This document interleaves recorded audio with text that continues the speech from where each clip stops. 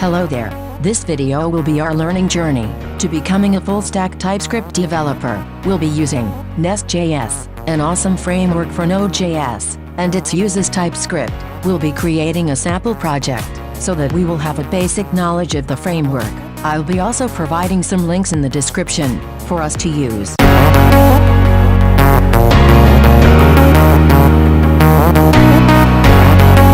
Before we get started, we must install the NestJS framework. Go to this site. The framework can be easily installed via npm.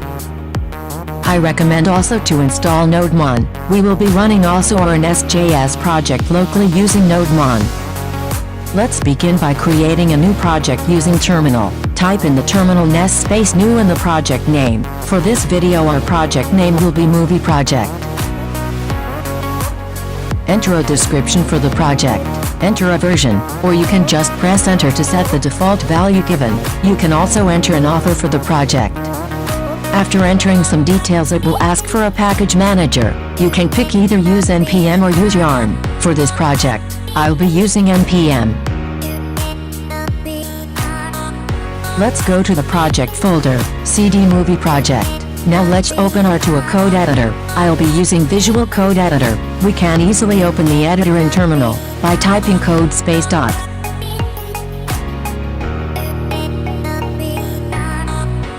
We should maximize the power of our Visual Code by using its built-in terminal. To open, click View in the upper portion of the toolbar. Now pick the integrated terminal. This will open the built-in terminal in Visual Code. The default position of this is on the bottom.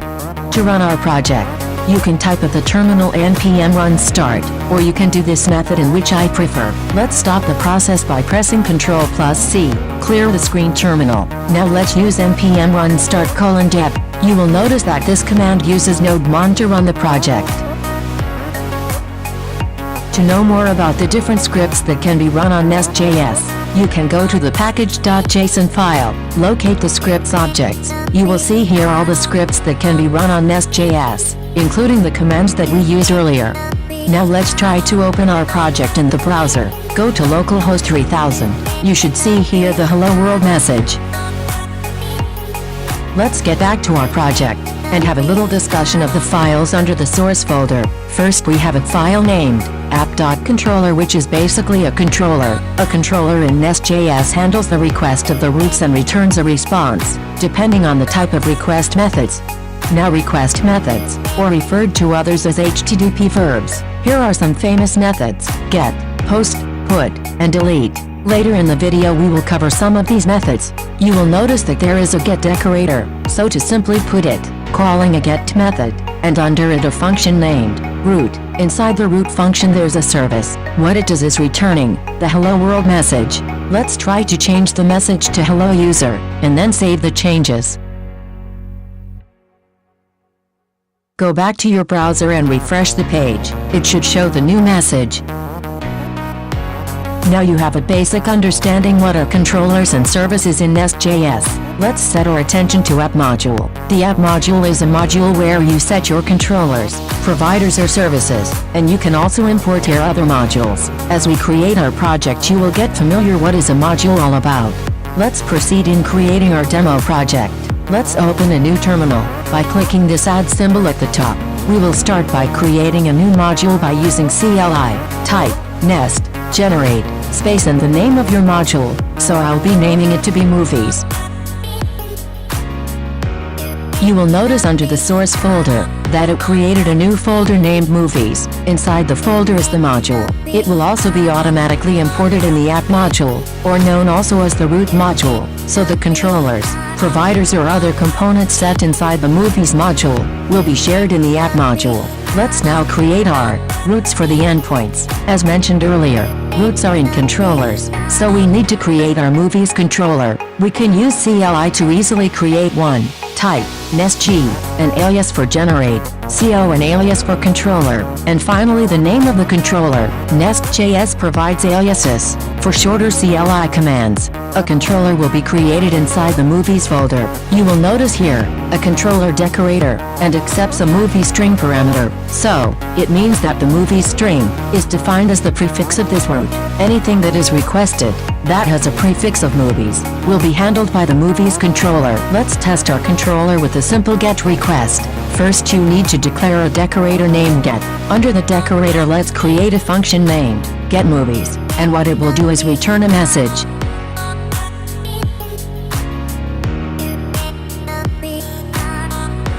Now let's view our message. Enter the root /movies. The message hello movies should appear. Let's create a sample mock data for movies. Under the source folder, create a folder and name it mocks. Now create a new Typescript file named movies.mock. Inside the movies.mock file, let's export an array named movies. Let's insert some objects inside of our array. Our object will have a property of ID, title, and director.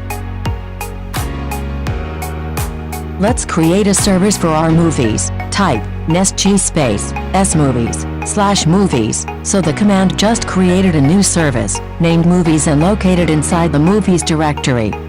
Let's use our mock data in our service. First you need to import the movies from the mock folder and specify its correct path file. Now let's declare a variable named movies, and it will have the values from our movies mock data.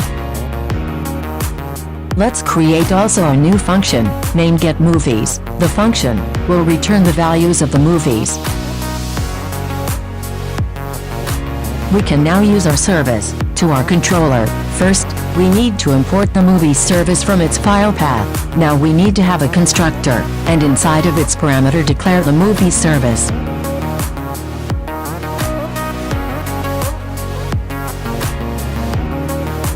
We need to call the getMovies function from the service. Our getRequest now should display the mock data that we created inside the mocks folder. We can test our getRequest through the browser. Let's go to our movies endpoint, and the values of the movie should be displayed. Let's try to get a specific movie details. To request for the movie ID, we can set a string ID inside the getDecorator, and under it, create a new function named getMovie. So what it does, the function getMovie will be executed whenever the root or endpoint's movie ID is requested. Nest has some dedicated decorators that we can use. The param decorator can be compared to Express.js's rec.params.object_name. Let's try to display the movie ID to understand. Let's try our new endpoints by entering a movie ID, and it should display the entered value. Now, let's display the details of a movie. We can do this inside of the movie service. Let's create a function, getMovie, and it will accept a movie ID parameter. We need first to turn or parse this movie ID into a number data type, so that we can use the find method in the movies array to find the existing movie. It should return the value of a movie that's satisfied with the condition. To display, go back to our controller and call again the movie service and use the getMovie function. Pass inside the parameter the movie ID. Let's try to test. In our browser, enter a movie ID as endpoints of the URL. It should display the details of the movie, but there's a problem here. What if we entered a movie ID that does not exist in our mock data? We can improve our API by adding error messages. Let's get back to our movie service. We can refactor our getMovie function to return an error message when a movie does not exist. Let's turn this function into a promise. Create a new promise constructor, and have a function inside of the constructor named resolve. Inside of the function, create a variable that will hold the details of the movie. And let's have a condition that will tell us if it is undefined or does not exist. If the movie is undefined, let's throw a new HTTP exception, in which we will need to pass a message and the status code. But if there's a movie, we just simply put it inside to our callback function resolve. Also, we need to refactor our getMovie function in the movies controller. We need our function to return a promise. To do this, we need to turn this function into an async. Let's have a variable That will hold promise until it's done. To display, let's return the movie. Let's try to test. In our browser, enter a movie ID. And now let's check for an invalid ID, and it should display the error message and a status code. We can also refactor our getMovies function in the Movies service. Let's also turn this function into a promise.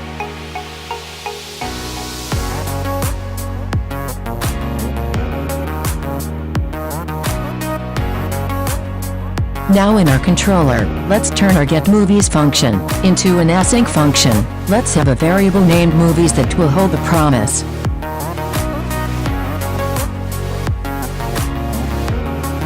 And after it has done executing the promise, it should return the values of the movies. Let's test again our refactored code for the movies endpoints. Go to /movies, and it should display the values of our movies. Let's try to use a post request. We can do this by creating a post decorator inside our controllers. And under the decorator, let's have an async function named addMovie. You might be wondering, how can we accept the values from the post request? We need first to create a DTO, or a data transfer object schema. A DTO defines how the data will be sent through the network. So, I'm going to make a class that will tell what are the objects that we are accepting. Let's have an export class named createMovieDTO. Inside of our class, let's tell what are the values that we are going to accept. We have an ID, title, and the director. Take note, we are using a pure function named readOnly. A pure function will not modify the data outside of the scope, and it will always returns the same output. To use the DTO class, go to the controller, import first our DTO class. In our function, addMovie, let's add a decorator body inside the parameter. By using the DTO, we can now map the values that we are going to accept. Let's display the output so that we can see the response. Let's try to test our post request by using Postman. You can try to Google Postman and install their application. To test our request, pick from the drop-down the post label. Let's enter our post request endpoints, localhost 3000/movies. Click on the body tab and pick the form URL encoded. We pick the form URL encoded because we're just sending key value pairs, but if you want to upload a file, you can pick form data. Let's enter our key value pairs, ID, title, and the director. Click the send button on the right side to send the request. It should display the values that we have entered. Now, let's create a service that will push a newly added movie to our array. Go to the Movies service, create a new promise function named addMovie and has a parameter that will accept the value movie.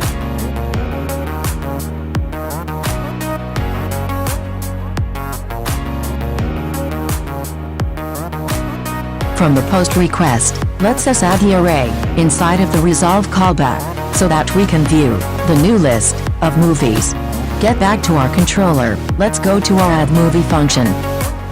Let's create a variable that will hold the promise function from the Movies service. To display, we can return the value movies so that when the promise had finished the execution, it will display the new list of the movies.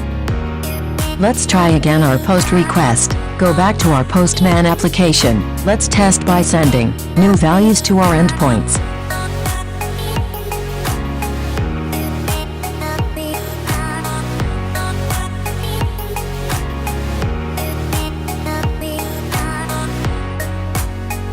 If we try to send a GET request to the /movies, it should also display the same new list of the movies.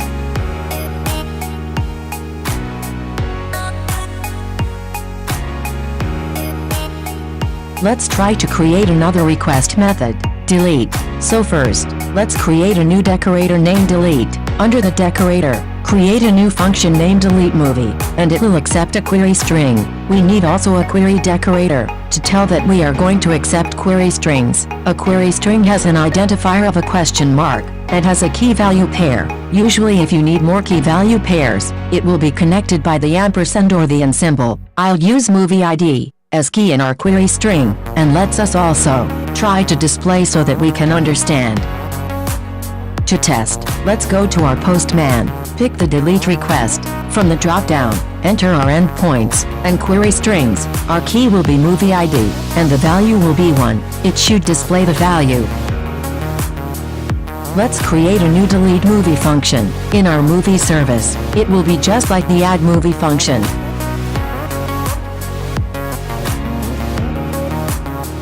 We'll use the index for the splice function to remove the specific movie in our array.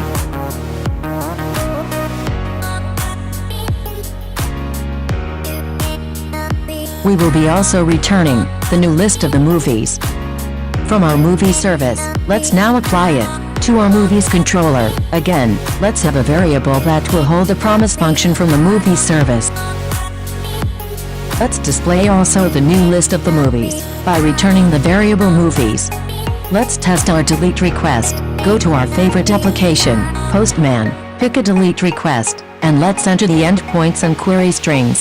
So, it should remove from the list the movie that corresponds with the entered movie ID. It should display also a message and status code if we try to delete an invalid movie ID. Thank you for watching. Hope you learned from the video.